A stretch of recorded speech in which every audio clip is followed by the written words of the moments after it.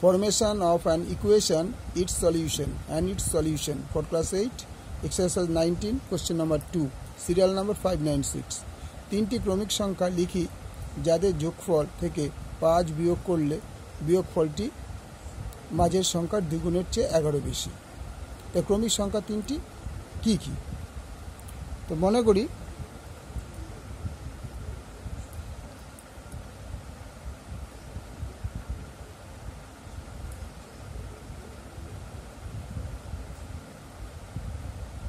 সংখ্যা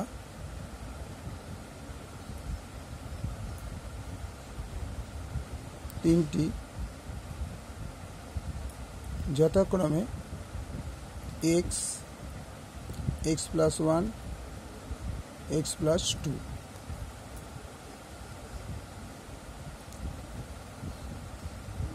x, x plus 1, x plus 2। তো ক্রমিক সংখ্যা তিনটি হচ্ছে এই তিনটি। এবার বলছে ক্রমিক সংখ্যা লিখে যাদের যোগফল থেকে 5 বিয়োগ, তার মানে যাদের যোগফল থেকে, তাহলে এইটা যোগ x plus 1 যোগ x plus 2, এদের যোগফল থেকে কত বিয়োগ করছে? 5 বিয়োগ করতে পেরেছে। তার মানে এটাকে রেখে 5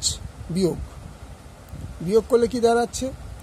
বিয়োগফলটি মাঝের সংখ্যার দ্বিগুণের চেয়ে 11 বেশি। মাঝের সংখ্যা কোনটা? এটা মাঝের সংখ্যা, তাহলে মাঝের সংখ্যার দ্বিগুণের চেয়ে 11 বেশি। তো মাঝের সংখ্যার সঙ্গে দ্বিগুণ, মাঝের সংখ্যা দ্বিগুণ হলো, তার থেকে 11 বেশি, তখন 11 অ্যাড হলো।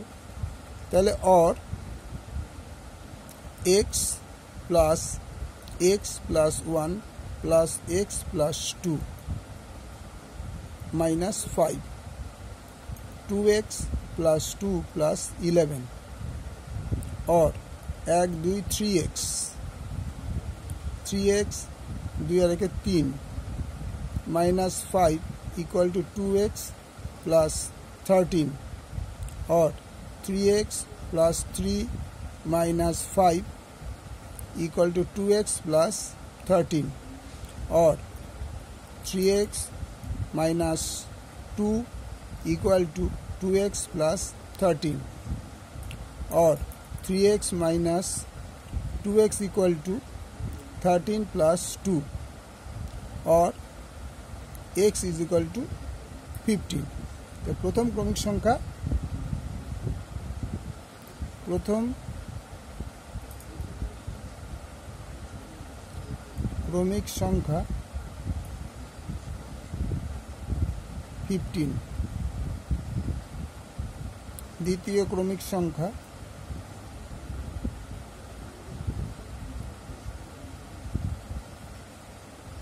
দ্বিতীয় ক্রমিক সংখ্যা কি ছিল? x plus 1, 15 plus 1 equal to 16। তৃতীয় ক্রমিক সংখ্যা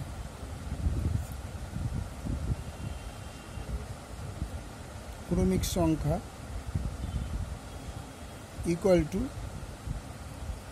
x plus 2, 15 plus 2 equal to 17। Answer কি ছিল? উত্তর হবে, জায়গায় বলে দিনি, এইটা হচ্ছে সমীকরণ। টোটাল সমীকরণ হচ্ছে এটা, ইকুয়েশন বা সমীকরণ যাকে বলা হয়, এটা হয়ে গেল ইকুয়েশন। এটাকে বলা হচ্ছে ইকুয়েশন। এটা ইকুয়েশন, ঠিক আছে। আর এই যে যেটা এইটা হচ্ছে, এই পুরোটা হচ্ছে সলিউশন, ঠিক আছে।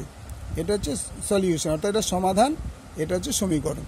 সমীকরণ হচ্ছে ইকুয়েশন আর সলিউশন হচ্ছে সমাধান। তাহলে ক্রমিক সংখ্যা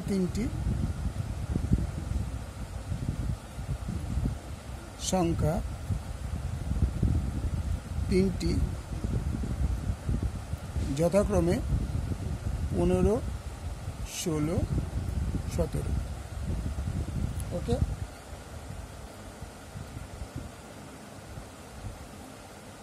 অঙ্কটাই দেখে নাও একবার। ওকে, লাইক করো, শেয়ার করো, সাবস্ক্রাইব করো।